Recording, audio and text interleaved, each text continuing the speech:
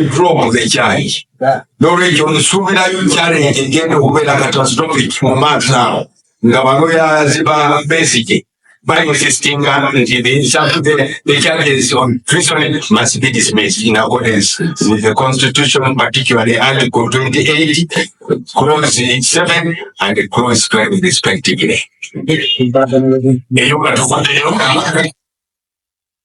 Yes, ekibuuzo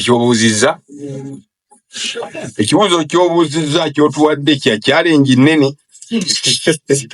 Tusobola okumaintaininga unity eyo alimu essuubi okutuusa ku kulonda okujja.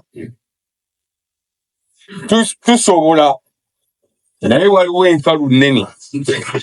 Wabula ndowoozezza ssebo nti ekitugatta ekisookera ddala mu ddiiro ng'opposition ye constitutional rule insisting anti under Article 2 of the Constitution of Uganda is supreme.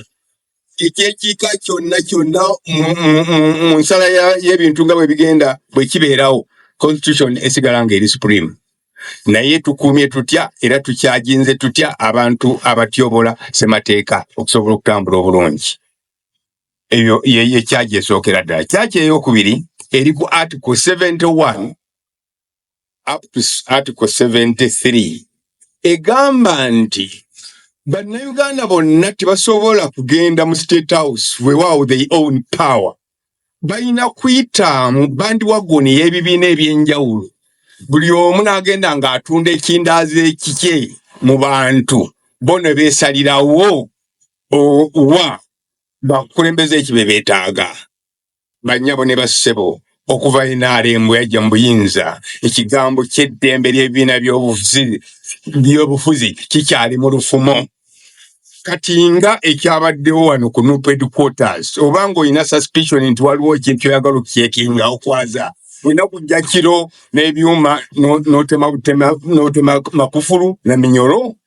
This is a civilized society. You go through the orders of the day. Nofuna permission n'okola charge n'oyingira n'okutegedde.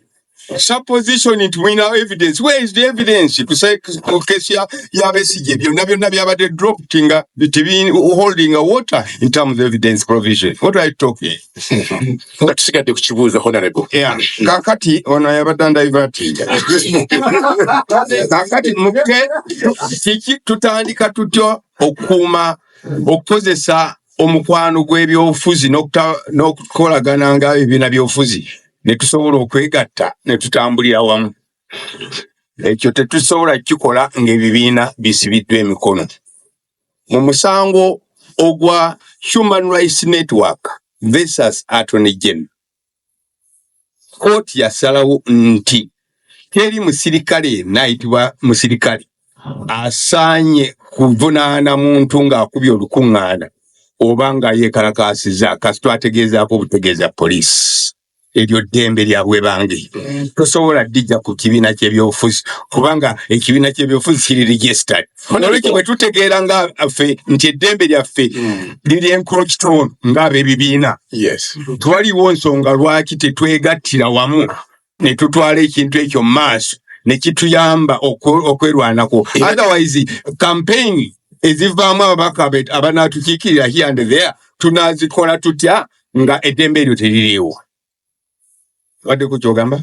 Yesebo mbadde njagala kusoomooza ku nsonga eyo nti ebyo byonna tubiwulira. Naye wabaddewo emirundi mingi nga mugezaako okukolera awamu. Ku mulundi guli waaliwo Amama Mbabazi nga mugamba nti tufloatinge Amama Mbabazi. Wabaddewo efforts nti kati tukolere wamu. Era waliwo calls ne mu programu eno yennyini ya last Saturday omukulu Mukaaku Samuel yagamba nti tulina okuvaayo ffenna tukolere wamu. Era kitubuuza nti ekyo kisoboka. Ekyo kisoboka, Mwoyo Mutuukirivu yatuyiseemu. Kubanga twakozesezza unity gye twakoze briefly ne tuinsistinga nti tuwe notice ya ssaawa 48 ogenda okukakkana nga ne Parliament ekkiriza nti there is action coming. Kamalirize n'endowooza emu endala gye tusobola okuyitamu ne twegatta. Tosobola kugenda kuzannya mupiira obeere Manchester oba Arsenal nga tomanyi mateeka gafuga mu mupiira nga tolina interest tolaze interest mu mateeka gafuga omupiira ebibiina by'obufuzi byetaaga okubeera byetaaga okumanya nti bwe tugenda ne tusimbawo abantu baffe amateeka agakozesebwa ganaayamba abantu baffe ne bayitamu ekyo kitegeeza whether we like it or not ebbanga erisigaddewo between now and 2026 bannabyabufuzi abagenda okwetaba mu kulonda bateekwa okubeera ne interest okukyusa mu mateeka agamu ag'okulonda so si kumala gagenda mu kulonda nga tolina hope nolwesita ekyo bagasita ndaba nasitange ekiseera kitusituse leesitero twegatate so tweyanzege n'oludikyolwo webali nnyo webalire ddala ssebo lwaki tuleese ekibuuzo kino twalabye nga waliwo okulabika ng'abantu abakolera awamu naye emabega eyo tukimanyi nti olwedda abantu bepositioninga katugambe Kampala muganda wange muto wange nonsonyiwa ogenda kwesimbawo mu Kampala simanyi ku kaadi ya Nuupu nekangeze ku kya Lord Mayor mbona wakimanyi nti Lord Mayor Elias Lukwago ateekateeka okwesimbawo naye otwogerera n'ekibiina kya Nuupu kirina gwe kiteekateeka okuleeta ekitegeeza nti oba oliawo ne FDC naye alina gwekola ki gweteekateeka okuleeta oba ne muganda wange ono PPP naye alina gwateekateeka okuleeta mu kifo kati gwe mumanga yenteekateeka eyo waliwo omulowooza musobola okutuuka kukkaanya nga opposition nga bwe mwalabise nga mukolera wamu ku nsonga za Dr. Besigye ne mugamba nti naye ndowooza owa Nuupu yasaanidde Lord Mayor akole ki adde ebbali nga Katabu bwasaanidde gwe twatulekera kyekibuuzo ekyo ekiri mu ddiiro era ekibuuzo ekirala ekikulu ennyo omukulu Honorable Ken Kyamuzi kyagambye nti Saddam yanaakiddamu ekyokuba nti amaanyi gano gakolerako banene oba oliawo muganda wange Kanaala we banaamukwata amaanyi gayinza okuvaayo okusinga kug'omuntu omulala ngeza bugeza teweraliikirira Kanaala naye munzikirize nsooke ndeete munnamateeka omulala asooke atutangaaze ku musango omukulu ga Kibayo ssebo gyankumuzindalo mbadde mbuuza events oba ezabadde mu kooti ey'Ennakawa zamenyeewo ne bwe tunaafuna ensalawo nsaba tufune zipreemptinga ensalawo ya His Worship omulamuzi Singiza gye tulinda eya next week kubanga bwebanga contention yabadde nti ali mukomera mu Mukulu Martin Oscar Kintu baganda bange betuli fena mu studio mbabuzaako n'abo abali wabweru wa studio abataddeko radio ya Nyinimu mbaramuzaako yenze Ninsiima Kibayo nzikiriza okusookera ddala nsooke correcting Dr. Singiza is not His Worship. Okay. Is a justice of the High Court. Okay. Norecho tumuita Honorable Justice Dr. Singiza Douglas kakati kuba wali oba omusiza nnyo. Okay. Then ekyamazima njagala okusooka okusaasirako nange abo bonna abaviiriddwako abantu baabwe naddala mukuumaddamula olw'okufiirwako mwanyina kyamazima amawulire gye gansanga eyo naye engeri gye nfunye eddoboozi ku radio ya Nyinimu nzikiriza musaasireko n'abalala bonna abafiiriddwa abantu baabwe. Now kati ku point gy'oyogeddeko nti luli bwe twaraba omusango ogwali before Justice Singiza ogwa Dr. Kizza Besigye ne banne bavunaanibwa nabo nga baleeteddwa mu kooti n'ogamba nti ate bino bye twarabye Nakawa nti tebimenyawo kiri ensala gye tulinda ekyakola amakulu okusookera ddala ekya High Court wa Dr. Singiza omulamuzi oyo kyekyasooka then eky'Ennakawa twakirabye ejjo oluvannyuma kakati ate we twaviira mu kooti mu High Court nga bawadde date eyokukomawo bawe nsala yaabwe nolwekyo kino ekyajjo oba ekyasembye Nakawa tekisobola ate kumenyawo kyaki kya high court kubanga ate n'ekyokubiri high court baddukirayo amaanyi gaayo gye tuyita coherent powers okuddamu oba olyawo okuleetebwa mu kooti eyo okuwulira omusango ogwo ogwa Dr. Besigye ne mune gwavunaanibwa nabo so kati ate binalabye Nakawa nze ndowooza nti byonna bwe mbigatta ekya high court na kino ekyenakawa kireeta okuddayo okufumitiriza ku recommendations ezakolebwa Supreme Court abantu bano fayiro zaabwe eziri ongoing lwaki temubaleeta mu kooti eziwozesa abantu ababulijjo kite kubanga kooti olwamala okusaabulula n'okumenyawo kooti eri eya General Court Martial kati wano wetulabira nga obolyawo babaleeta ne fayiro zaabwe mu kooti ezabulijjo era wano kyogeddeko noga nti Dr. Besigye mu kuyita mu kwekarakasa kuli nga alemeddeko nti tajja kukwata ku kamuntamu kati ne tumulaba ng'ekyamazima akkiriza naga nti kitegeeza nti ndi mu kooti ntuufu okusinziira ku Supreme Court bye yasalawo kati ak'omuntamu nkakutteko so nze ndowooza nti ebyo byonna bituwa okufumiitiriza n'okulaga nti wadde bannamateeka bajja kulwana okukola ekyenjawulo naye bakikolera mu kooti ntuufu so is lawfully detained tewakyaliwo bibuuzo biri nti temukyayina locus temukyayina musango gwe mumusibirako ate mumusibidde wantu wakyama so nolwekyo ebyo byonna mbadde nyina okubikutegeeza kubanga baali bagamba nti non-derogable rights ze zirinyiriddwa kyovula nga bateeka application gye bayita habeas corpus so ekitegeeza honorable justice anagenda okusala yes ngagamba nti luli zaali zirinyiriddwa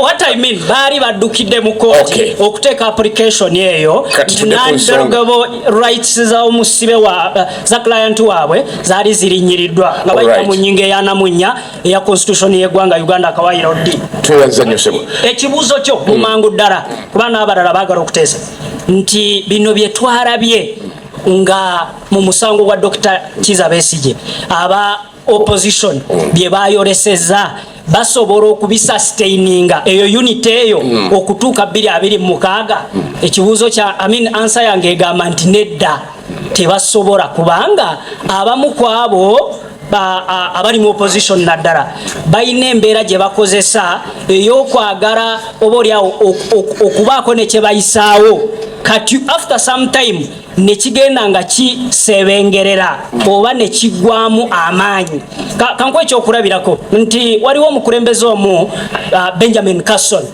Ben Carson yali omukulembeze omu mu USA 17th secretary owa housing now yakola statement gyenjagala okumaliriza nayo mu dakiika nga tewera yaga nti tuteekeddwa mu mbeera fe abantu bannabyabufuzi okutulowoozesa nti buli kizibu kyonna ekinaatutuukangako be banaakimalangawo nti tuteekeddwa mu mbeera bannabyabufuzi okutulowoozesa nti buli kizibu kyonna ekitutuukako be banaakimalangawo naye bwe tunaatunuulira enkaliriza tujja kumanya nti ebizibu bino ne kalimanywera gwe tulimu bannabyabufuzi be babireeta nolwekyo it is not true nti buli kintu kyonna ekibeerawo bannabyabufuzi bajja kimalawo nobabweha balimba so kakati ekyo kyenjagala okunnyonnyola kubanga abamu kwabo they are opportunists self seeking bali mu nkola ya nasi wa mukange eri opportunists bali mu opposition yoka anti nze ekibuzo kye waleese I am relating to your question. Yes, so kati kyenkulaga nti sustainability yaabwe eyokuwanirira unity ekyamazima teriiwo kubanga buli muntu ali ku nkola ya nasi wa mukange ate ekyobulabe nnyo yenze ninsimaga kibayo wangaala nnyo ayibene twenza nnyo ssebo mukulu nti nibabiiha nti balimba kyabadde ategeeza Honorable Katinti badde amaze ebbanga nga tajja wano ne katumusoosebaze ku mulamwa guno. Moderator waffe weebale nnyo mwena abaze wano n'abawuliriza radio yaffe eno eŋŋanzi mwebale nnyo kansasire obo abatuuse ku lunaku lwaleero nga bafunyeyo ebibasoomooza ddala booli awo oluusi babinene nnyo njozeeze n'abo abatuuse ku lunaku luno nga balinayo ku mawulire amalungi ku nsonga kantandike nga bannanga basoose bwe batandise n'ensonga za kkooti njagala batuwuliriza n'abali wano bategeere ensonga zino naddala eziri legal regime ya President Museveni yajjayo ng'ezekumira makooti gano era bwe muba mujjukira emabegako President Museveni yagamba kati saidi eno executive ngimaze ngitadde mu bakaada kati ngenda kujjuza kooti n'abakaada eyo no yesalawo palamenti ne polisi n'ajojoza bakaada palamenti nayo n'akula gw'amaanyi ennyo okulaba nti n'abaliyo bali saidi ye teyakoma ku ekyo ne mu palamenti n'amagye ne gayingira mu palamenti bakatandika okujjajjako bintu byayo katuddemu emabega Honorable Chams akwotize constitution musajja munnamateeka mulungi ne constitution eno tujjukire bwe yali ekolebwa baani abaatekamu input Chief Justice Owini Dollo ffenna gwetusanyukidde kati ng'awa ensala ye yali by then akulembera Constitutional Commission eyali ejja ebirowoozo mu bantu kye baagala okuteeka mu ssemateeka byagenda okutuuka okufuluma ng'ebyali mu kakiiko ka commission si bye biri mu ssemateeka. Tusooke tugambye nti Justice Owini Dollo yali akulembera yali Odoki ndowooza omumistekinga Yeah. Odoki. Okay. That was a mistake. My bad. Kakati naye akakiiko ako recommendations akavaayo nazo si ze zaasibira mu kooti naye ebirowoozo ebyabamu ate abaali basinga abaali bali mu magye bye byasibirayo. Wano jjuzi nga twaliwo kampeni ya togikwatako twalaba nga abasajja abakambwe bayingira palamenti emiggo ne gikaaba abalala ne babamenya emigongo abalala ne basibira mu ddwaliro lwakwata ku ssemateeka eyo ng'ate it was the mandate of the Parliament of Uganda okulaba nti nno baleeta ebirowoozo by'abantu bigende mu kooti. Wabwe nzija nti always ebadde enkolwa eya President Museveni ne bannamagye be okuinterferinga mu system ekyo ekituleese wano mu court martial. Kanakiza Besigye si gwe gusoose okubeera nga bamusibye mu ngeri etategerekeka. Honorable Chams nga bw'agambye nga tewaliwo na evidence waliwo witnesses emisango egimu gikyatuddeyo ate n'abantu abalala bangi si Besigye yekka newange wano ekyaddondo Hassan ndowooza yawonera watono n'omukulu ono n'oli baawonera batono bali wano baasiba abantu 58 nga Kyagulanyi yakakuba akalulu ekyaddondo east baasibira wa Nalufeenya wabaka ne kakati bakyalina emisango gyabwe era baasirika abamu bagamba sidda mu politics abamu bakyala ne bagamba todda mu politics omusawo gwa treason guli kabi. So there has been an abuse of the court system ogikozesa okutiisatiisa abantu kyekimu kijja ne kikulukuta mu kyogambye ekya NOP. Wano tulabyeko abamu abali government friendly. Andrew Mwenda advisor wa president ng'ayambadde full combat etaliko kabuuza. Tulabye abayimbi baadde bazambala emabegakaawo ne Muwino baadde bazisala mu ndibota oli n'agula ekijaketi ky'okuva mu Muwino n'akyambala ku lumbe. Niye Abaganda bagamba nti omukisa gw'embwa teguyisa mbuzi mu lumonde. Ate olugero lugamba embuzi okuyita mu lukoola. Naye wano this is public information. This is public appearance.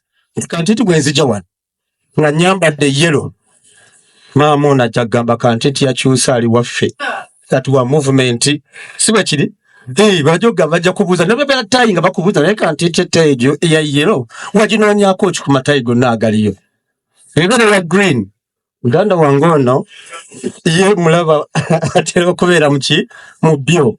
So but then that's not the thing. Military fatigue eri gazetted akabe kakofiira kabe ebintu biri gazetted okugamba obugambi nti engatte yeefaananiza ey'amagye teba y'amagye. Honorable Katinti, yes sir. We tugenda kubula nkimanyi w'okutte nkimanyi w'okutte era tujja kufuna debate tubuuze nti tusobola kukomawa mu kweyisanga oba okwambalanga eyo twagala debate tubeere nayo era tubuuze n'ab'amagye aba security officers nti lwaki mukwata abantu ne mutabategeeza nti tubatwala wano. Ndoze eyo debate ejja kubaawo naye debate y'olwaleero twagala tusigale ku enkolagana eyo eya unity. Otherwise tujja kubula buli omu bw'anajja n'asettinga omulamu ogwo gwe. Kati ng'akalulu ke kawempe eyo unity esobola okubeera sustained bwe mulamu oguliwo nga bwe twalabye. Yes, unity esobola okubeera sustained buli kimu kibaako entandikwa ate embeera gye mulimu yebaleetera okutegeera nti nno ne murealizinga tulina okutandika tuli mu bwetaavu. Waliwo balina akasenke bagamba bajja ne bakima abayudaaya n'ensirika ne bajja ne bakima abakatolika n'enkola ki n'ensika ne bajja ne basima abasiraamu n'ensirika bwe bagenda okujja okunkima bwe nakuba enduulu wali bweru eyo yajja kukola ki kuntaasa. Kati bakulu baffe ne bakama baffe abamu nga mwami Gaaya abaabaddeyo bakirealizinga leero agenda kubeera Kano Kizza Besigye enkyajja kubeera gwe kinaasinziira ani ali mu target line. Era kyova olaba kiddayo n'okulaba nti bagezaako okutereeza ssemateeka nga Honorable Ken Luchamuzi bw'agambye nti ssemateeka tumutereeze tumuddeyo mu spirit eyandibadde ey'abantu. Kati no kiba kisoboka naye omanya kitusoomooza. President Museveni yakola statement eno ngenda balya nga sumbuusa ne tukuba mu kifuba ne tugamba agenda tulya atya ajje n'agamba ngenda balya nga sumbuusa nga n'agenda okumaliriza nammwe nga muwedde. Eno y'enkola. How? Various things nga mbiyitamu mangu. One, limited funding under party PPOD. Ebibiina mpuluga yamanyi waliwo limit kwebakoma kwensobola okusaka ssente okuva ebweru. Politics atwala ssente waliwo yanayogedde kalulu ke kawempe. It's a by-election naye ssente zigendamu nnyingi. So bwebeera nga limited funding ne party okuoperatinga ba researchers baani abakola byonna ebeera eri limited. An individual party ate funding gye tujja wano wakati mu government nayo is based on numbers bwe ziba entono abalala bafuna kinene abalala bafuna batono. Kati ojja kwesanga ekibiina ekimu which is an institution nga kigamba bwenegatta ne Honorable Luchamuzi contribution gyaleeta financial on the table eba ntono awo ne wabeerawo ka mistrust akatonotono. Ekirala naffe tuli bantu ne mu bibiina munda tulwanagana. Si kyama nti mu FDC twalwanaganamu ennaku ezo, si kyama DP nabo balwanagana namu, si kyama ebibiina byonna bifunamu ki ekyo. Kati neyo nakyo nekibeera nenda remi yennyini nabo bakubagana. Kati ekirala kye tulina mu opposition ekisoomooza nti do we cooperate tukwatagane oba tugende bakutubuutikire. Bwabwe naagenda mu jeema nentwalayo abaana bange ba foot soldiers. Bwe natwalayo ba foot soldiers abamu bayinza obutadda waliwo okutya bwe bagenda ne bakola ki. Kati ate n'ekirala ani asinga amaanyi mabegako awo tubadde ne Cold War wakati wa FDC ne NUP. NUP yajja mangu people power waawo mangu nga kibiina kikyo nga kituta opposition tutuna lead of opposition. Kati ebyo obiraba Honorable justifying ensonga lwaki muyina kibadde kikyali kizibu naye ngamba kisoboka kubanga tuyigira mu mbeera gye tulimu embeera gye tutambuliramu gye tuyita kiri kye nagambye mu Lungereza circumstances mold character. Bw'otandika okulaba batandise eno side bakutte abanuupu eno side bakutte Kano Kizza Besigye eri side bakwata buli omu n'ogamba owaayi tutere twetaase ffena tukole ki. Ekibuzo ekyokubiri kibadde nti eno struggle ey'okwegatta awamu amaanyi gavaayo ku bantu nga kati nti ab'amaanyi. Yes. Abantu abawansi abantu ababulijjo omanyi gavaayo. Kuba kati for example right now situation gye tulimu kyali kye natandise nakyo nti President Museveni n'abantu be sijja kugamba government n'abantu babamu bo bali intent okulaba nti okukwatagana kuno tekubaawo. Bwekyo obuwulira mostly ebibiina ebiri opposition bagenda okukayana nga bagamba gwe walidde sinze nalidde gwe wakoze eki gwe walidde gwe twakulabyeko ekiro ng'oli ne Hassan. Accusation etera kubeera ki emu si yagamba nti no bantu balina contribution. No, it's one simple accusation. So yes, willingness katwagirabye abakyalidde Kano Besigye abadde mu kusaba ne Kano Besigye ka pressure ne kajja ne speaker naye n'asitukiramu mu nsonga zino era ne balabikanga. Not Kano singa teyabadde Kano Besigye okusabako kwali baddewo. Kano Besigye tukikirize tukigaane ali very kangambe one of the pillars of democracy mu Uganda.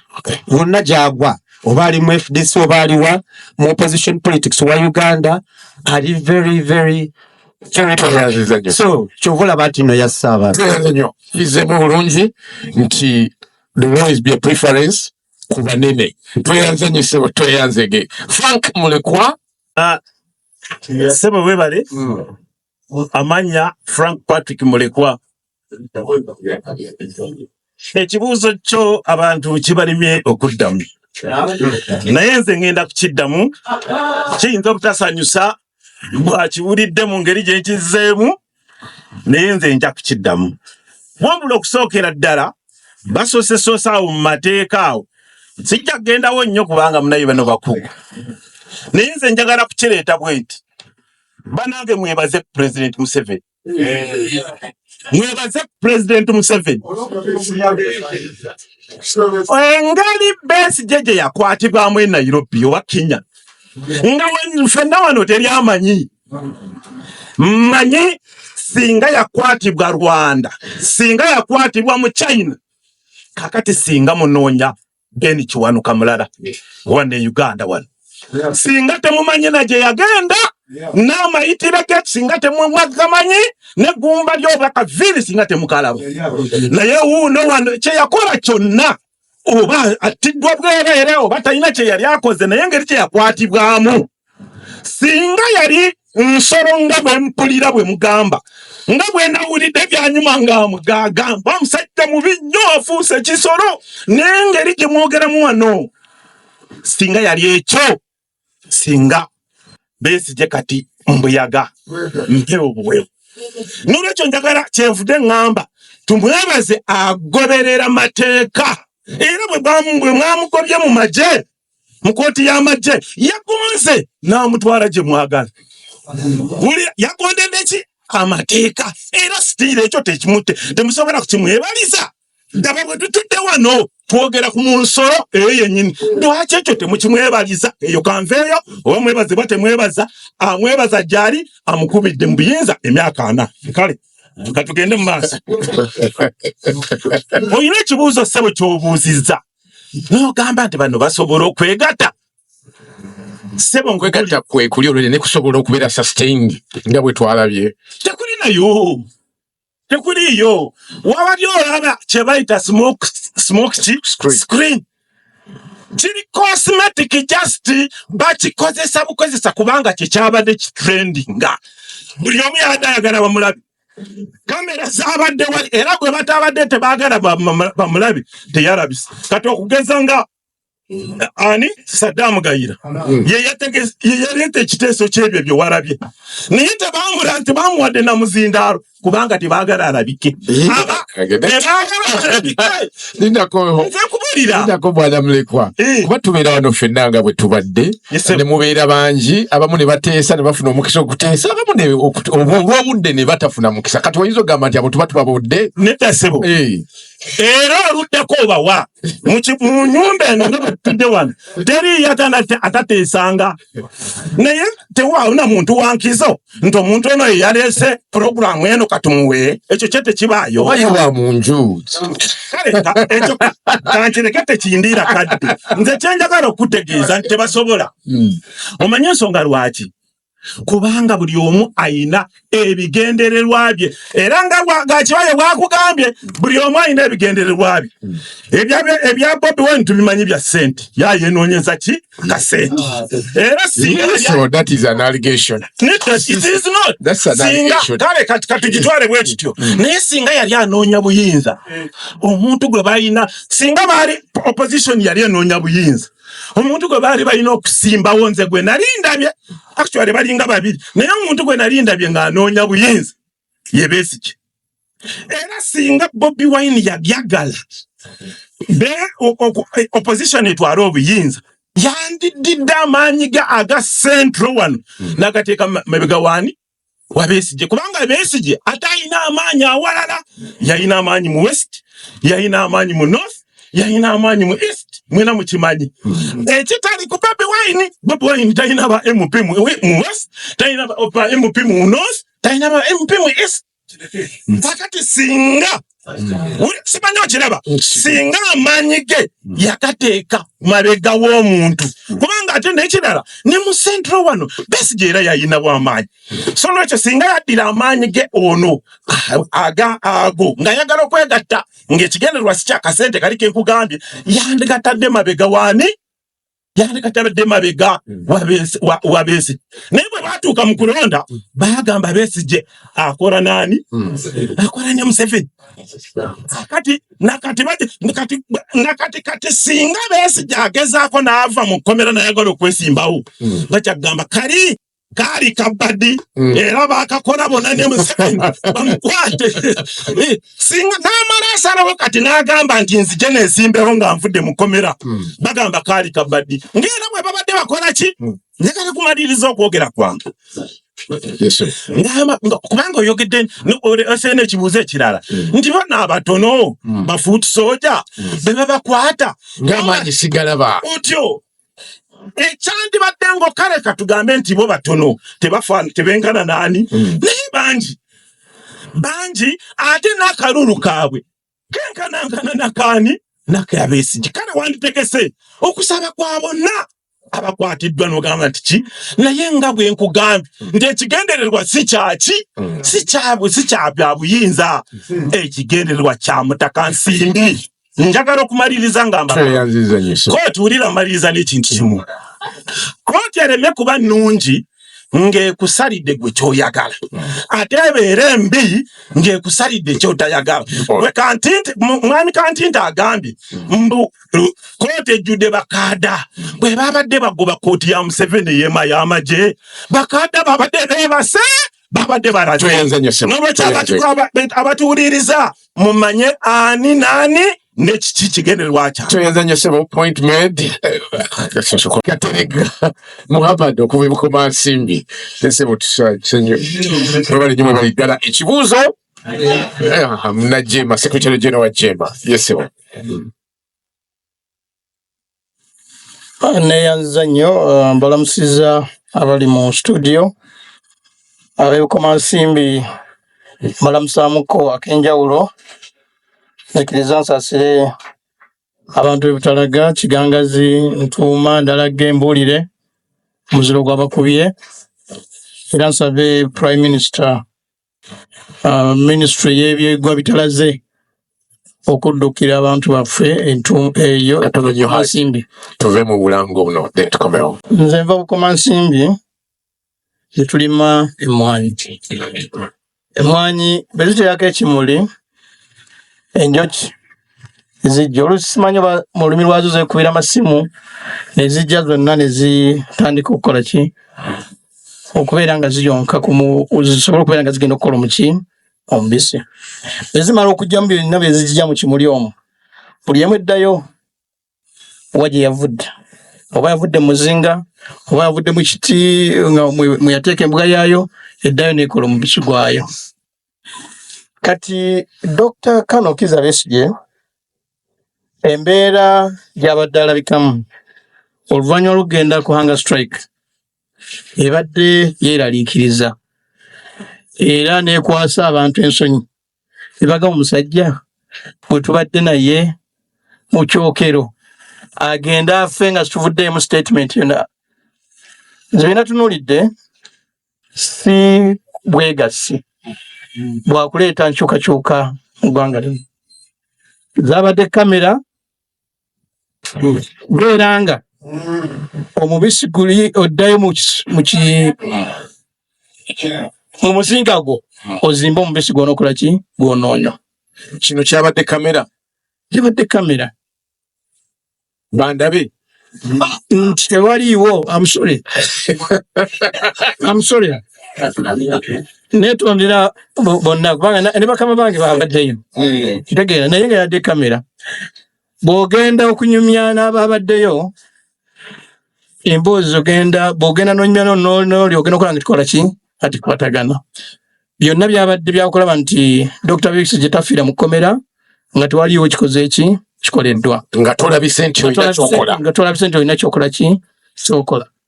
Ye Besigye ng'omuntu njagala omuyozaayoza kubanga ayimiriddewo n'ayirawo bannayuganda omubiri nga ffe twebase tuli mu kutulo tufuluuta.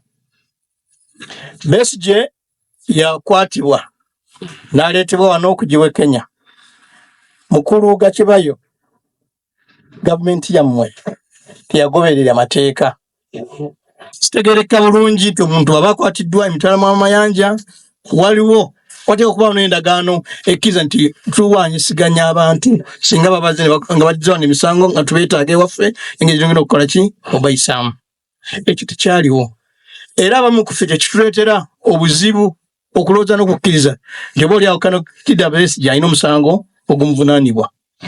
Kasita process ebeera nga nfu outcome teyinza kubeera nga ki ntuufu.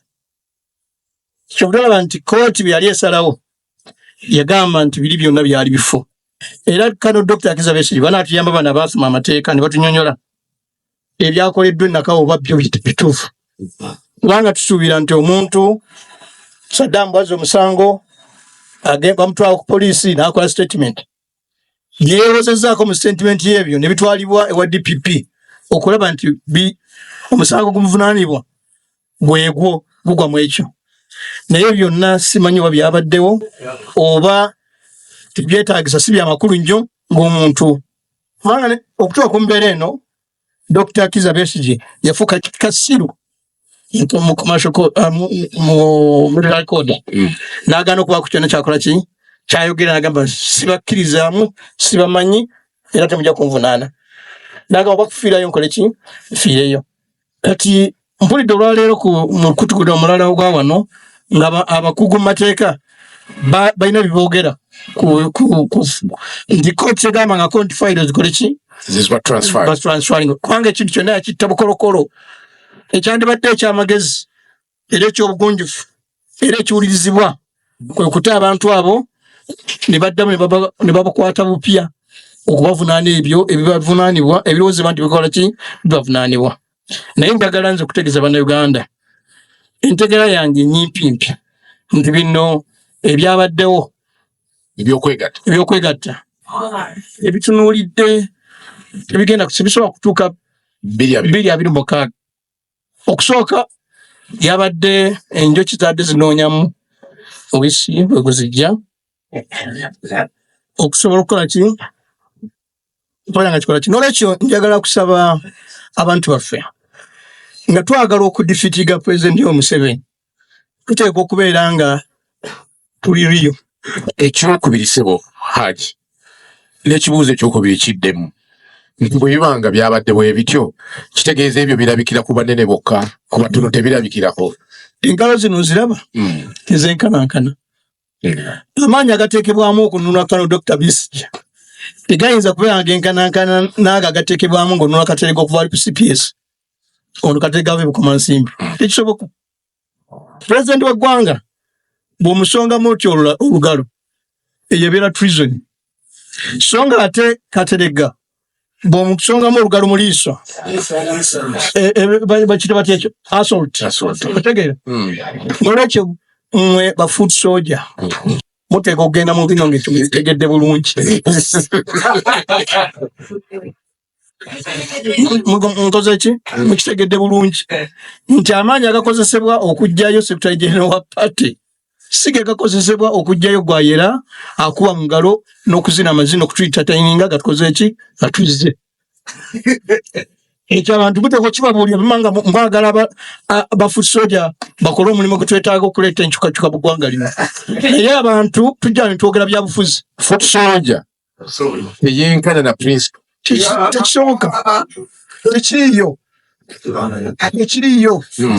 era gwe bateeka mu kifaananyi ekyo ne bagamba bajja kulwanirira n'amaanyi ge gamu. First of all n'omukulu wa poliisi be bamugamba nti Katega yasibiddwa wano ne Bobi Wine ng'asibiddwa wali amatwa kubanga bakimanyi nti Bobi Wine asobola okuvaamu obuzibu eri eggwanga ntegeera Katerega ne bakusiba emyezi 6 oyinza obutadda kusasamaza mu kibuga Kampala okujjako ebikumasimu gy'ozaalwa cheke n'olwekyo abantu tuteeka okwepimira n'okumanya bye tugenda okubeera nga tukola ki nga tukola waliwo ekibuzo ekirala haji toyanze nnyo toyanze bwana Saddam Gaye yokuleeta kwemulisa wala Saddam Gaye yagwadde mu nteekateeka y'okwemulisa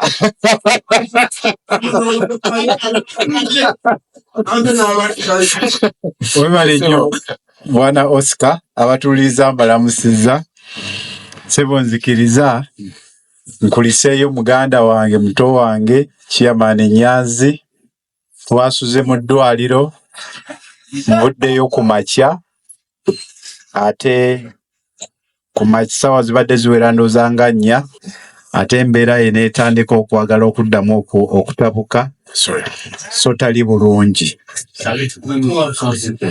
ate era nzikiriza ntuuse essalaamu eya Dr. Isma Musiitwa agenda okubeera member wa Parliament wa Kawempe North ku Kadia People's Progressive Party tuli mu kibuuzo bwe tuzadira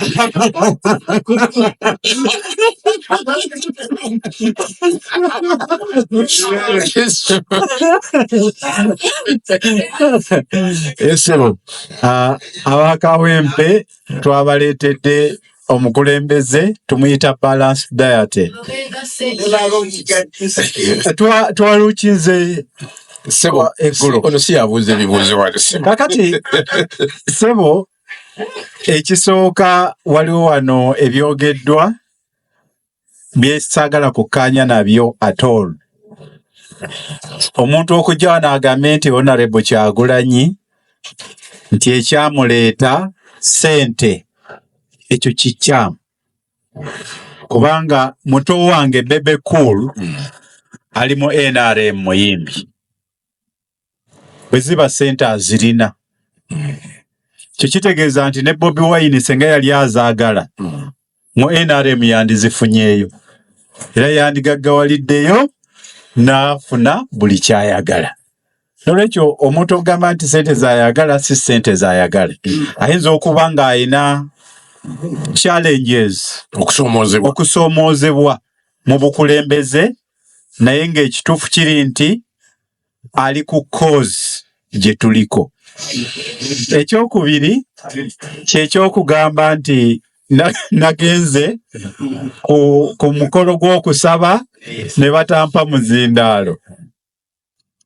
Mujjukira nti twali tutegese okusaba ku ssaawa 4 kakati ate ne baleeta Dr. Kizza Besigye mu kkooti. Kakati ffenna ne tugenda mu kkooti. Mu kkooti twavuddeyo ssaawa 8 ne tujja eno ku kitebe kya Nobu. Kakati obudde obwo bwe twabadde tulina okukoleramu okusaba twabulidde okumala essaawa endala 4.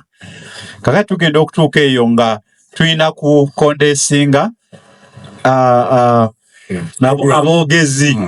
Kakati nga nze ow'omunju nga bwe mumanyi nti bali bato bange.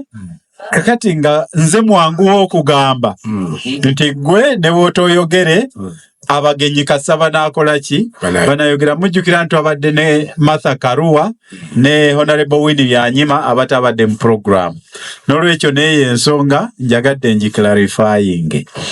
Kakati ku nsonga y'okwegatta njagala kusooka kukola general statement nti mu struggles zonna tewaliyo gye baali beegasse bonna ne beegatta. Twogere ku ye South Africa, twogere ku yawa, twogere ku yawa nti bonna bali mu struggle nti bazze wamu ne beegatta.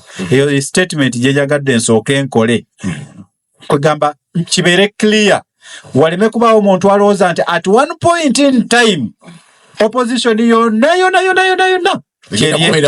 ejja kubeera mu kibbo kimu. Historically ekyo tekibangayo. Nakyamba mulaba ne government ya President Museveni be baabeerera mu nsiko era bakayiira baali bokka, Bankwanga nga bali bokka, ba Moses Ali nga bali bokka, naye kye yakola nti ekigundi ekitundu ekinene kyo yasobola okukikonsolidatinga nga mmwe ne be muba muli eno abalala nga mubeera insignificant. So njagadde ekyo nkiclarifying. Nakati ku ky'okwegatta kuno kwe twabaddemu okwegatta kwe twabaddeko tekuyinza kuwa muntu kifaananyi titugenda kwegatta. Tekusobola kuwa muntu kifaananyi nti tugenda kwegatta naddala nga nze nsaba busabi nti tukukozese nga precursor kugamba kibeere nga kyekitutandisa naye bw'okutwala nti nno nti olw'okubanga twazzaawo awamu wano wabaddewo okwegatta kwasooka kwa IPC bwe beegatta mu 96 baatukeesa ne bagamba nti tugenda mu paalamenti ffenna baatubbya akalulu. Abamu ku baali mu kwegatta okwo gotunulire wahoni Lukyamu alabika Honorable Lukyamunzi atali ono oli yalimu bakeera ku makya nga balaba nga bannaabwe bakoze eki bagenze dda beewandiisiza ate sikuritisaizinga kugenda kwabwe. Omuntu njagala ntegeere bulungi kuba okugenda kwabwe yali ttafaali nnene nnyo ku opposition yeno gye tulaba naye ngezaako kugaa nti okwegatta okwo tekwagenda bulungi. Newabaayo okulala kwali kwa IPFC baatuula wali ekkolole wa mukyala Obote, Mama Miriam Obote.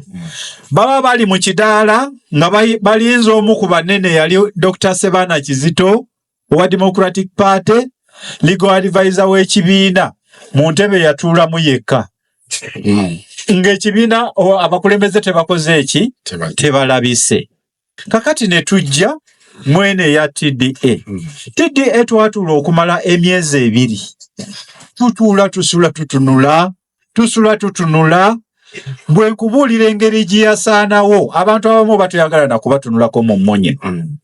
Abamu oluusi nga betulwana nabo kakati nga toyagala kubatunulako mu mmunye engeri gye kyagamba. So mu bufunze ng'omba ku nsonga eyo nti kizibu nnyo okulowooza nti kakati wano wabaddewo Dr. Kizza Besigye ekibiina kye yatandikawo ekyali ekya Red bakiyitanga ki? TFT bakitongoleza w'abano neŋŋaana n'okuteekako omukono bw'oba ojjukira ekyo nabagambirawo ne mbagamba nti bannange mugamba mutya nti ffenna twegasse ng'ekibiina ekisinga obunene mu opposition tekiriimu ekya National Unity Platform ekyo nakyo ne kigaana nze ŋŋambye ekya National Unity Platform kakati ekyo ne kikola ki nakyo ne kikakkaniraawo. Kakati bino byonna mujjukira bwe twagenda ku Hotel Africana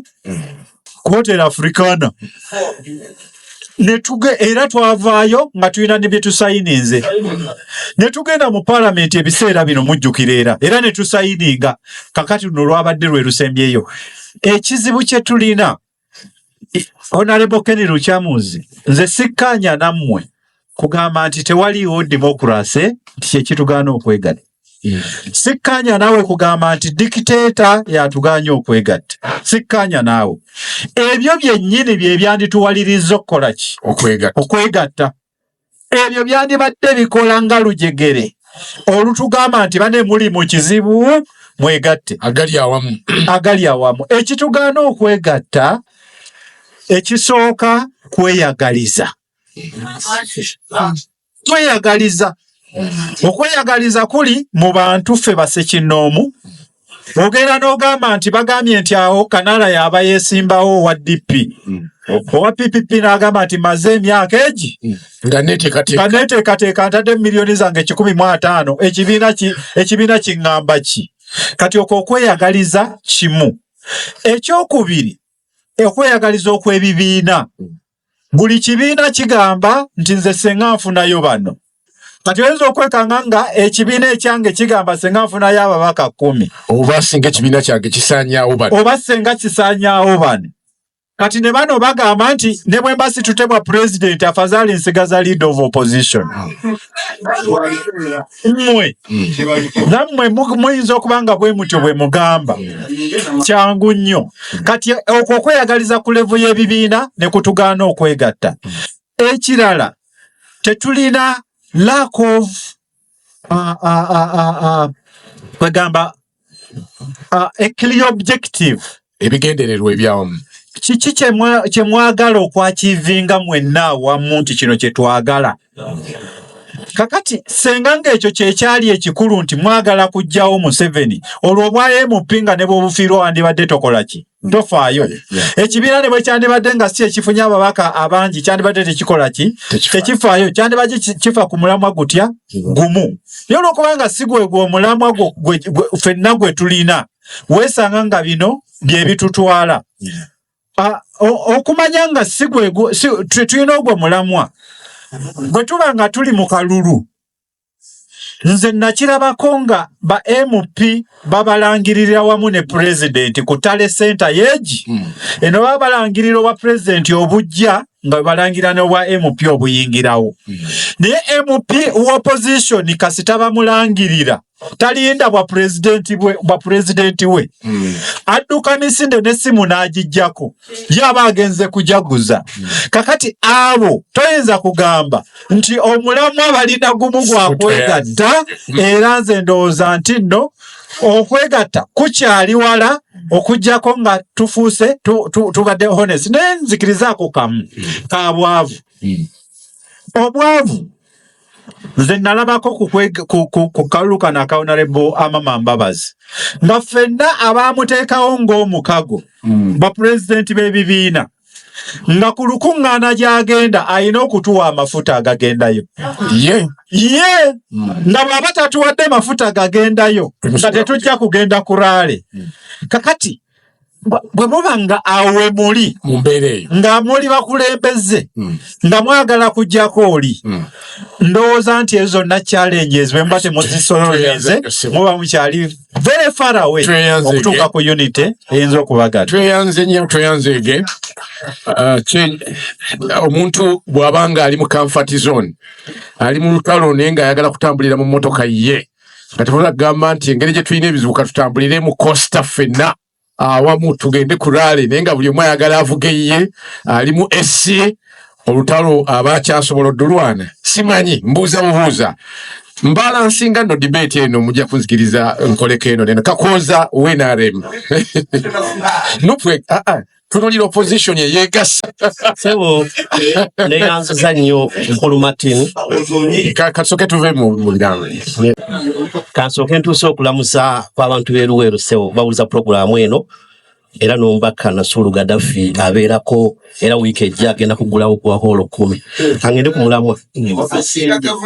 Njagala kusooka okwebaza ennyo Dr. Besigye ne President Museveni. Abasajja abo bazira b'amaanyi. Dr. Besigye bino byonna opposition ge celebratinga okulaba nti basobodde okujungulula military court says kwabadde kwewayo kwa Dr. Besigye n'asiiba enjala n'agaana okwapulayinga bail nga yetakkiriza nti kooti eyo ki si ntuufu nga yetagikkiriza n'agaana okusaba naye ate bano abaffe abalala abopposition abalala besijja kwogera wa badde nga basabayo gundi bail nga bazisabamu eyo kooti ne Dr. Besigye yayimiridde kyamaze kutuuka nti nasinaddawo ate lwaki nebaza President Museveni naye musajja alemerako bamutiisa opposition bataddewo 48 ultimatum tebatamuyimbula Besigye tugenda kubakola akatiisa teyamuyimbula ekyabadde kumuyimbula tetugenda yukagende kulamwa genda kumulamwa era sebo okugattakaawo President Museveni ne balaga nti kooti zebadde bavumira bulijjo ate zebadde balwanira bamuleete mu kooti eza Museveni awo lwaki ne baliza President Museveni kakati ekibuzo kye wabuuzizza opposition okwegatta kuno kunaagenda mu maaso njagala kukozesa kyakulabirako ekyabafumbo abayawukana naye nga balina omwana kati omuntu alabira ebintu okumpi wabasanga mu ddwaliro ng'omwana yalwadde ayinza okugamba battiŋŋanye tutunuulire tibattiŋŋanye obufumbo nga mutuufu bwo bwafiira ddala beeyogerera ebisongovu bakola ki ng'ebyalogera wano eno ku Dr. Besigye Dr. Besigye si wa opposition akuba ne President Museveni Dr. Besigye yeesimbyewo emirundi n'emirundi naye atugamba akalulu tekasobola kugyawo President Museveni era Dr. Besigye abadde amasaajinga dictator amuweweeta era ffe aba nuupu Bobi Wine ne bamugamba tosobola kugyawo President Museveni ng'okozesa mu kalulu n'agamba nze mubinkwase ono Dr. Besigye ye abadde kuki ku muzanyi byagenda okuvaawo ngakoze eki bamuwangudde mu kalulu naye ate abagoberezi wansi bo basigala nakati bakyabirivinga tulaba nti bate balyawo baba babaddeawo ku kitebe naye nga bw'otunula engalo ezikubibwa nga munabyabufuzi omu ayogera ng'olaba zamunguuba nga kiraga nti era abantu ba wansi bakyayina ekintu ekyo kigamba nti Dr. Besigye nakati byaliko bali ku katemba ne President Museveni abantu we bali bakyogera abanuuku nakati n'obeera ku mitimbagano bakyogera kati abantu abo ne wanaabawo enkolaga tebasobola kukola ki koddawo balakinga strategy zaabwe si zezimu side emu egamba tugende mu kalulu side engaba tukola ki tetugenda mu kalulu kati abantu abo obasuubidde basobola okwegatta kati ekirala ekibuuzo ekisembayo kiwabuuzizza bwana Kundi Kateregga akizeemu bulungi nga tukozesa akatabo ka waliwo omuwandiisi omu Animal Farm yagamba all animals George Orwell yagamba ensolo zonna zikola ki zeekana naye wabaawo endala not all animals are wabaawo eziina enkizo ne bwaba ngaomuntu oba nga tugeze mu byalo byaffe mu famire waliwo omuntu gwe basiba nolaba ngaekika kikola ki kivuddeyo kiyaayaana naye waliwo ekika ne basiba muganda wange Bukenya ne watabayo bakola ki agira kamwera kulira agezeza bugeza George Orwell mu katabo Animal Farm agamba nti some animals are more equal than others. Moses Katabu wenda bagamba nti nupu tenayogera naye sebo neyanzige amanya gange geego omulamwa guno sebo mukulu nnyo era ate mulungi nnyo okusooka abantu ba Kampala Central so mwami Oscar enguudo ezo zonna ez'omukisenyi eziriraanye olubiri lwa Ssaabasajja Kabaka tugenda kuzikola era dot services yamaze okusayininga contract n'olwekyo abantu b'ekisenyi bonna naddala ffe tukola nnyo enguudo ezigenda ku lubiri lwa Ssaabasajja kubanga waliwo ekigendererwa n'olwekyo bassebo ne bannyabo mulamwa guno mulungi nnyo okusooka nange nsaba okwaniriza oba okulisaayo Chairman Nyanzi gy'abadde ne mukyala wa Lukamba abo nno bonna bakakiko ka byakulonda twabadde muganda wange Ssebufu John Mary yafiiriddwa maama we era ba Lukamba abo bavudde ku lumbe ne bajja ne babakwatirawo wakati naye ekirungi abakyala ababiri babatadde abaami be basigazza n'olwekyo mwami Sebufu naawe bambi kitalo nnyo ekya maama waffe omulamwa guno nange njagala okusooka okujjawo ebyayogeddwa wano ebimu ku byo omwami omu yayogedde wano mulekwa n'agamba nti mutwebaze nnyo President Museveni kubanga Besigye yali badde kati ali mu ntaana bwe yali badde nga ava e Nairobi so tumwebaze nnyo President Museveni olw'ekyo kye yakoze kakati bannaffe beerabidde nti wano mu Buganda abantu baffe 5,000 bali mu ttaka abamu ku bo obuwanga bukyali kungulu olw'olutalo President Museveni yateekawo n'olwekyo abamu ku bo tebamanyi nti we nali mu Arua ne President Kyagulanyi Kaluma bamukuba masasi naye yafa ate naye muntu n'olwekyo olw'obulumi bw'ebintu ebyo byonna tetwagala kwogera ku bantu abaafa kubanga bwe tuboogerako oyinza n'okwewuunya nga abaliko be bakyasize n'abalala bafudde olw'embeera y'ebyobufuzi n'ebibeera bwe bityo n'olwekyo ekyo tetwagala kwebaza olw'okubanga temwa President Gundi Besigye tebaamutta n'olwekyo baali badde basobola n'okumutta singa zaali badde gavumenti ziri no sensonga lwaki twalwana nnyo gavumenti ziri zikole ki ziveewo n'olwekyo tuteekwa kwebaza ng'ate abalala bali mu ttaka n'olwekyo mulekwa eyabadde wano ateekwa okwegendereza ebintu ebyo basebo ne banyabo sebo omulamwa okusooka nze neebaza nnyo balooya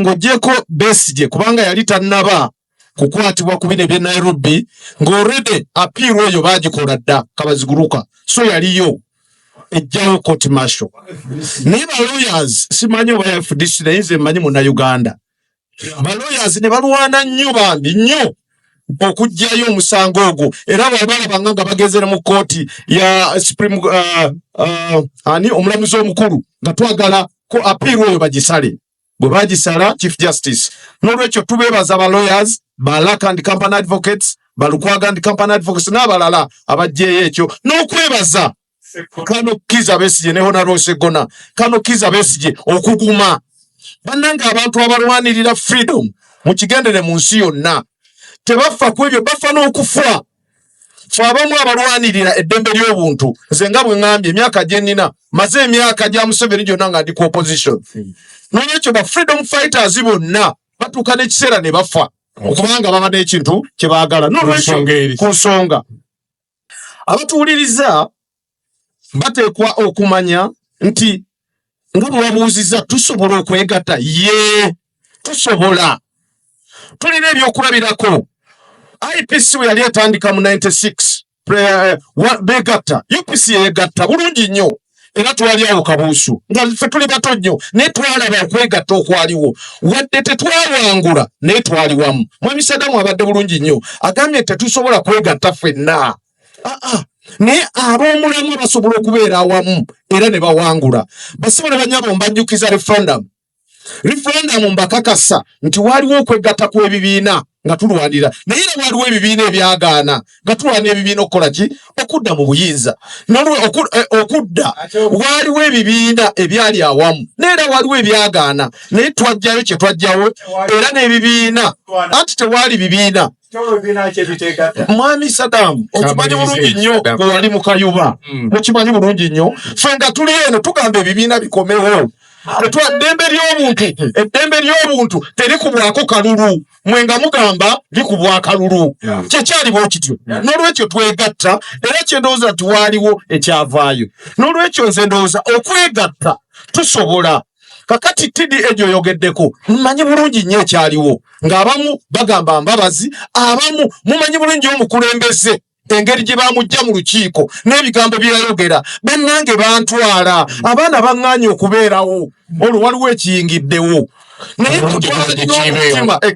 nga twaliwo omutima ogw'okwegatta kakati bino ebirimu twebaza nnyo Headquarter National Unity Platform okututeekerawaako eyo y'entandikwa tusobola okwegatta naye nkakasa bannayuganda nti ne bwe tukubadde nga tetwegasse bannayuganda basobola okwegatta nkekyo okulabirako wano mu Kampala Central wengenda okwesimbaga member parliament abantu begasi naba NRM bagenda kuwanza akalulu ate nga ndi wa national unity platform so mukomange sebo kusoboka genda ekawempe wano kanso nalukoora abantu bonna buli lwomutuuka abantu balaga nti bagenda kwegatta nolwekyo sebo n'ekisembayo kubiriza abantu bonna nti bannange twadvocatingire okwegatta kwokka nga twegasse kwe kwokka kwe tuyinza okuggyawo dictator Ssaabasajja Kabaka awangaale ate yatera kuyita mu bufunze kyemwagalako basebo ne bannyabo mwina abali eyo abawuliriza CBS mu Uganda yonna amanya nze Haji Kamel ese batuulirize mukulu Oscar nzikiriza mbeeko kyenjagala okusookerako kyekisinga okunnoma wakati mu biro byonna ebya demokrasi okwegatta na kimuteeka okubeeramu obutebenkevu bw'eggwanga naye ndabawo abantu abasoomooza security mu ggwanga muno naddala bannabyabufuzi bwe mbanga musoomooza security bino byonna bye mwagala tebijja kujja mwagala nnyo amateeka tubeere n'amateeka mu ggwanga muno naye ate bye mukola oluusi nabyo bigenda ebweru w'amateeka nze kasookanga mbeerawo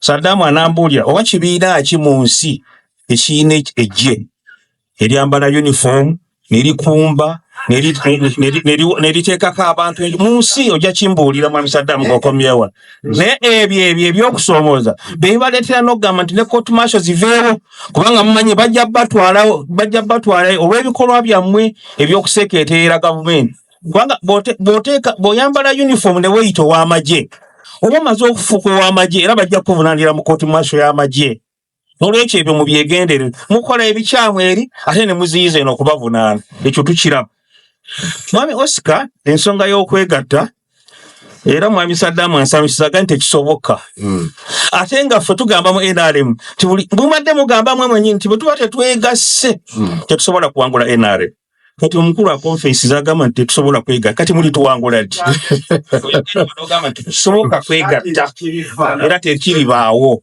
okyogedde ate era bw'oba okyogedde ababadde bawulira dde gwe amatu gakabale tegawulira ng'oyogera obadde towulira naye nze kyeŋŋamba kyekyo kiwa NRM enkizo okumanya nti abasajja abo tebasobola kwegatta kati ffe tukole ebyo ebiyamba eggwanga lyaffe tugende mu maaso njagala kumaliriza na kino mwami Oscar tugende n'amateeka nga bigagamba amateeka mu ggwanga muno omuntu bamukwata mbuuza n'alwala kimuggyako omusango ng'omuntu yalwadde naye nga yasiza omusango amateeka gamulagira okumuta nedda n'olwekyo omuntu bw'oba omanyi nti oli muntu ngera osobola okulwala amateeka weewala okumenya amateeka kubanga ojja kulwala bano bamuteba naye nga tolina omusango njagala tukkiriziganye bwabangawo omuntu yenna ng'akwatiddwa mu mateeka amateeka gamuwozese ateebwe ng'etteeka likoze eki so si mwegambe eno nga tugenda kwekalakasa sawa munana bamuteba nga yaza omusango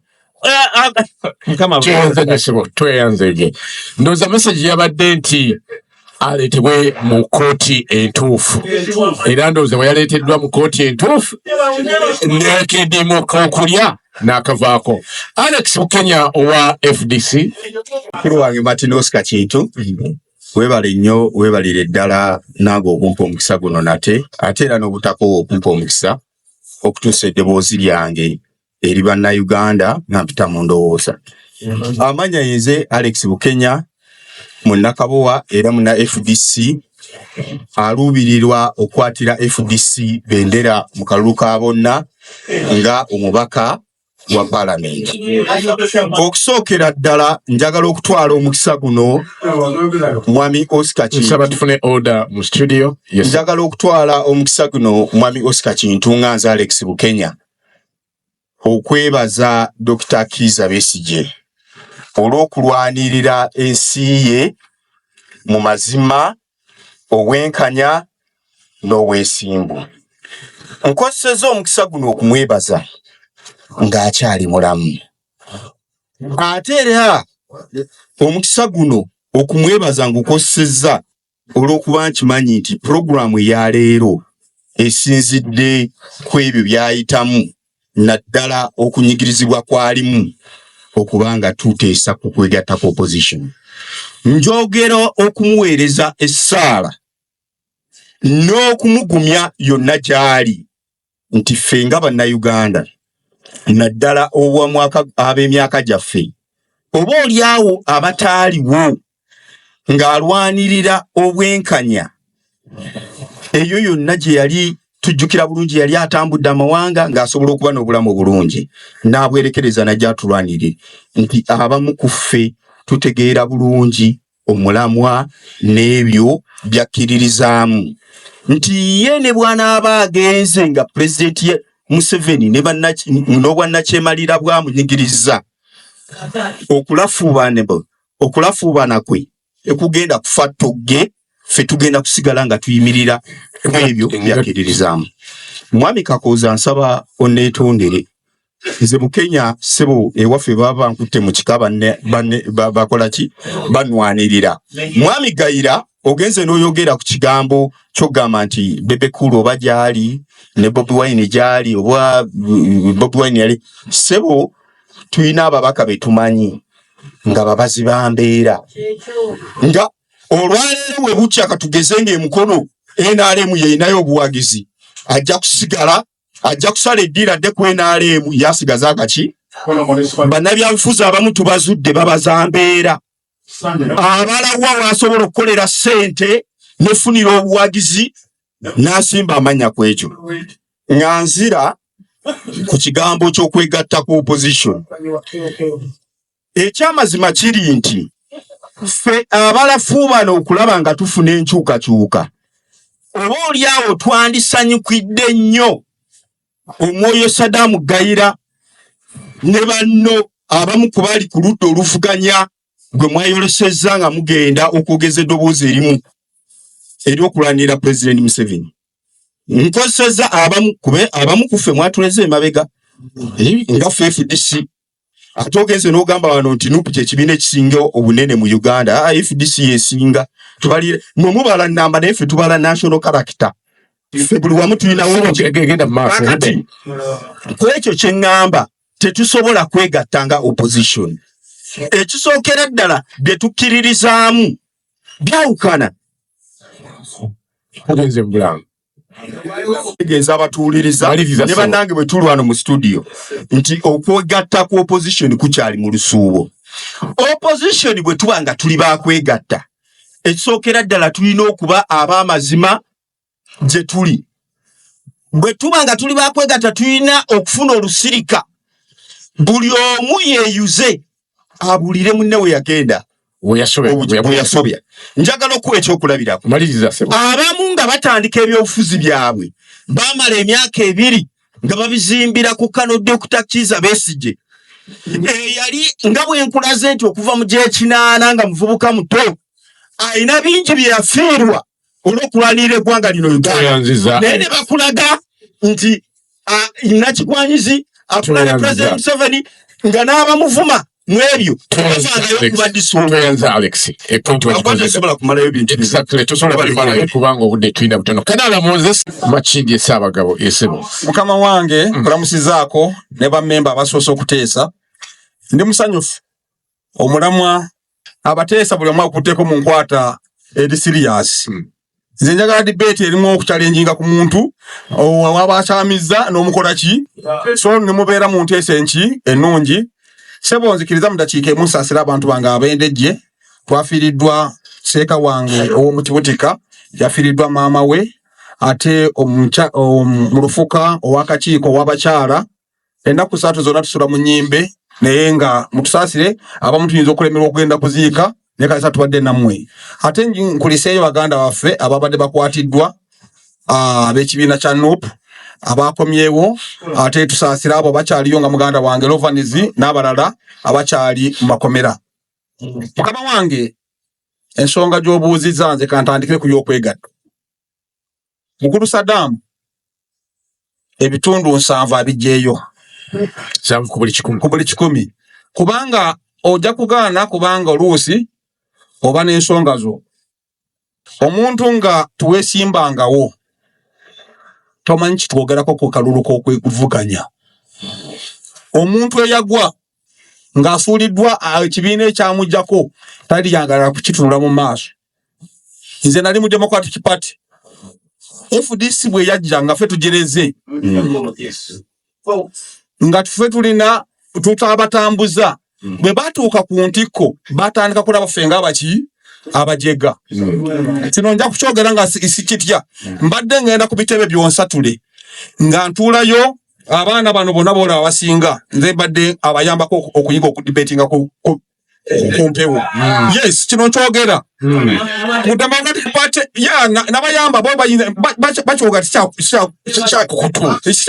yes kati mu mbeera bwetyo njagala kubanga njagala kutereeza mu nsonga eyo FDC butwatandika okulanga fata abagireze tukolera awaki awamu kubanga kino kiri on record nga bwe mubbira mu kaluuka 2 twatulowa muzeeyi waffe omugenzi Kawanga Semwogerere ntondo esinga kano Kiza Besigye okubeera fragabeera wa opposition tulifena sinonja kuchogerako abamu mwali tumuliwo nga mukyatimba bipande kati abali batimba ebipande twayinza kumanya debate ey'abasajja abakulu eyali etuula munda kati yenjawulo gye tulina kati abali abatimbi b'ebipande mutuleke ffe abali mu ntebe tukole ki twogere tulifena kubanga kino nkyogerako naliwo mu 96 twalina abakandidates baki basatu Yoweri Kaguta Museveni Kawanga Semwogerere ne Muhammad Kibirige Mayanja.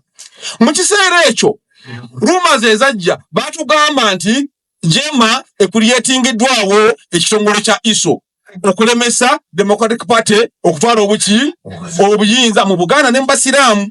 Kati record ezo botwanga tujuzijeyo kati atabimanyi aja kusiganga lwaki abantu abamu tebakola ki waliwo ebibiina ebiri mu opposition abo opposition abalanga babikola ki babitya ngabaga ekibiina kino kitambula nga kinnawolovu kiyinza okubanga kirina akakwate neki abali mu buyinza kati bwe baba bateesa be bano batunuulidde nga baagalemedde oluusi okubakola ki okubayita kubanga tujja kuteesa nawe tetugenda okukola nga tuteeseza mu lwaki mu lwayaba kati byebimu ebirekesaayo abaki abamu olwaleero njaga kubabuulira kino Jema bwe yamala okukakasa nti eri ku opposition twatandika okutambula ne Jema seriously mu bululu bakola ki bwe yamala okukakasa oba bwe yamala okukakasa nti kye mwali mulowooza si kyekyali ekituufu yamala kakasa ng'etandise okujjayo ensonga ez'omuzinzi ezirumiriza ki gavumenti. Omusajja mukulu bambi omugenzi Hussein Kyanjo yafuuka omuntu ow'omuzinzi okutulaga ti bali serious okukyusa obuyinza kati awo nkulaga ebireeta abantu butakola ki kutegatta. Ekyokubiri Saddam akijje bulungi buli kibiina bakibala amaanyi gaakyo nga kye kisinga abantu abalondeddwa mu electoral areas ezaki ez'enjawulo. Omukadde wange CP balina abantu babiri nga tunagenda mu party entereevu. Twalina muganda waffe omugenzi Yusufu Nsambu, twalina w'ekitiibwa mukadde wange Ken John Richamus nga tukubalale nga ali mukapijo tukulerwe ngasiba ebizinda ngo bya mukarakasa tugenda tunoonya ki kati mwana utugambira okugana kwegatta ono Democratic Party twali tulina bibiina nenga tumanya abendowooza kati mbagirayo history y'ebyobufuzi bya Uganda twalina abendowooza mutugenda mu kaluka 96 ow'ekitiibwa Semwogere n'agamba bamukoze eki batubbye embeera enagamba sugenda mu kaluka kola ki kaddako. Ken John Richamus n'agamba wano nze waliwo akadirisa kwenkola ki DP bwe baterese candidate nze wano mba nkola ki nakuba akamoli n'ayingira kaki naye Richamus okuyingira kwe Saddam kyajjeeyo singa ffena twali tufulumye ebweru n'omugenzi maama waffe yali ava mu mambuka Cecilia Ogwalo ate be baba beefuuka omumuli mu parliament okulwanirira ebibiina by'obufuzi n'amateeka g'owulira nga DP ya challenginga mu kooti the man yavangayo nga wishobolowa n'atu yaleeta ebiteeso tugenda mu ki kati waliwo ebintu tuyinza okukkaanya nabyo ng'omaliriza ssebo. Kati mu kumaliriza kwange njagala kwogera ku kigambo ky'abakama bange kuba abasinga bangi ekibiina kya Nuupu bakirabanga ekyokuzannyisa. Bwe twali wano ku mmeeza wano njagala kukiteeka ku mwenna abaali wano abasinga ng'ow'ekitiibwa Abedi Bwanika avude agambye mwe timwagala kuteesa abaana babasibidde mu kooti mugende muteesera omuki mukama wange president Kyagulanyi yagamba sogenda kuteesa na muntu yenna ku ddembe ly'obuki naga tuwoze batusinge fe twali tulwanira mu kooti tuwa obwenkanya yadde yali tedi mu maki kubanga omusango gwali gwamaze okukola ki okutwalibwayo naye nga tulina okulwanira abantu baffe bave mu ki bawezanga bava bweru kati olwaleero abantu batugamba tuteese n'omusajja ate abantu baffe abali mu kooti y'amaki ate kati bakuba gundi Semukiti munnange olaba omusajja ono ate ffe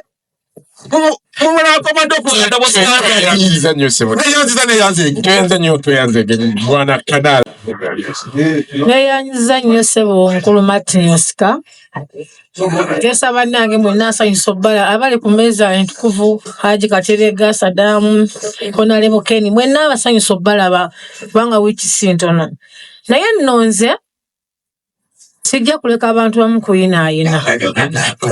Mukulu Sadamu agenze nkwebaza za first time agenze n'agamba nti abantu abamu banoonya kubeera ba leader of opposition nti nga kibaagala talimbye ago mazima kubanga tewali gye bagenda kulimba nti beegatta nga bamwe ebibiina birimu ebibayi bimeka kokuba kwegatta kati limba mwagala okwegatta ng'ekawempe akaluka akwaze dda era Sadamu naye agenda tuteyo omuntu lwaki bawotokibba beegatta tebalese kandidate omupunga gwe buba obwegasi naye buli omu yeeyagaliza buli omu aganze ensinga ekira njagala ngamba omuntu omu agambye endowooza ono wonale wagenda okwesimba mu Kampala tubbi Katabu akulisaayo simanyi kusaba kunzi waabwe omukulisaawa